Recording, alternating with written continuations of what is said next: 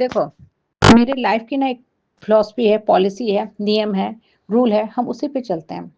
हम जीवन में सबसे मिलते हैं, जुलते हैं, बात करते हैं, बहुत अच्छे से बात करते हैं। लेकिन जिस इंसान से हमको कुछ सीखने को नहीं मिलता है ना, ठीक है? तो उसको हम अपने जीवन से फिर हटा देते हैं।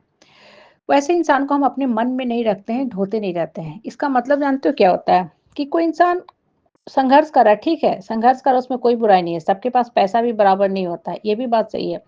लेकिन एक चीज़ का जो हम हमेशा ख़्याल रखते हैं ना, वो ये है कि संघर्ष कर रहा है, जीवन में दुःख झेल रहा है, कर्म की मार भी जिसे हम कहते हैं, किसी भी चीज़ में कोई बुराई नहीं है, लेकिन वो इंसान अगर कोशिश कर रहा है, तो हम उसी को एप्रिशिएट करते हैं। कोई इंसान मान लो बैठे-बैठाए किसी को धन-संपत्ति मिल गया, तो अगर बैठे-बैठे धन-संपत्ति मिल गया, तो उसमें उसकी क्या महानता है? उसको तो बाप ने दे दिया, ठीक है? उसको पुश्तैनी मिल गया, एंसेस्टर प्रॉपर्टी मिल गया, जमा कहीं से मिल गया, परिवार में, तो उसकी क्या महानता है? जैसे एक बच्चा है, जिसके फादर हैं, स्कूल में टीचर हैं या किसी ऊँचे पोस्ट पे हैं, उन्होंने पैसा दिला के नंबर दिलवा दिया, कॉमन है।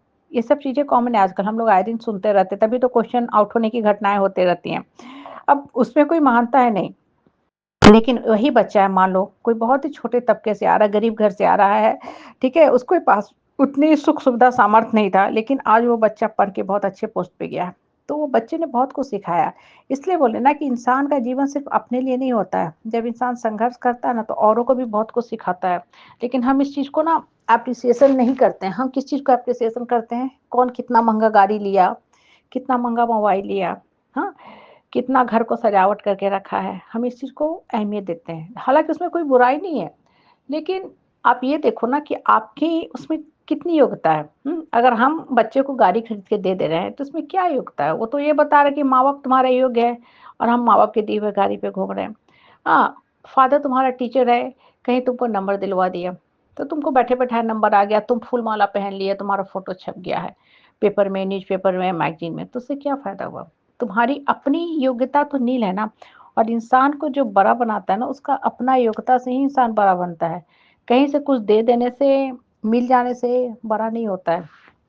इसीलिए बोलते हैं ना कि इंसान का जो रियल एसेट होता है ना, एसेट धन संपत्ति, वो उसका अपना माइंड का शक्ति होता है। हाँ, दिमाग की शक्ति।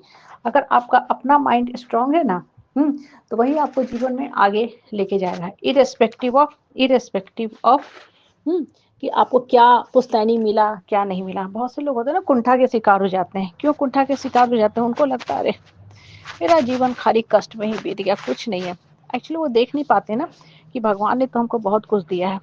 मेरा माइंड पावर ही मेरा सबसे बड़ा धन संपत्ति है। उसको छोड़ के हम उधर क्यों चले जा रहे हैं? जो चीज़ हमको दुःख दे, हम दूसरे को क्यों कंपेयर करते हैं? और सबसे बड़ी बात, जो इंसान सत्य के रास्ते पे रहता है ना, उसके शब्दों में शक्ति होती है। लोग उसको सुनना, बोलना पसंद करते हैं। और जो इंसान वाहियात और बेकार होता है ना, वो देखो कि इसी तरह बोलते रहता है।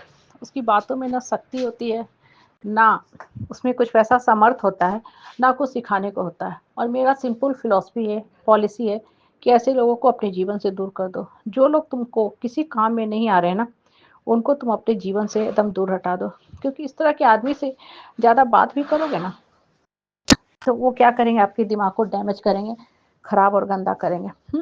इसलिए उठने के बारे में सोचो और हर इंसान को बारीकी से थोड़ा देखो। आपको लगता नहीं कि देखो आज ये इतना कुछ अचीव कर लिया, तो उसके पीछे उसका बहुत सा मेहनत भी लगा होगा, संघर्ष भी किया होगा। तो आज अगर आप संघर्ष कर रहे हो, परिस्थिति है, परेशानी है, लोगों की बात सह रहे हो ना, सुन रहे हो, कतई उस पे ध्यान मत दो। उस पे कतई ध्यान मत दो, क्योंकि वो सब चीज़ें आपको नीचे की तरफ लेके जाएँगी, दिमाग में वही चलता रहेगा।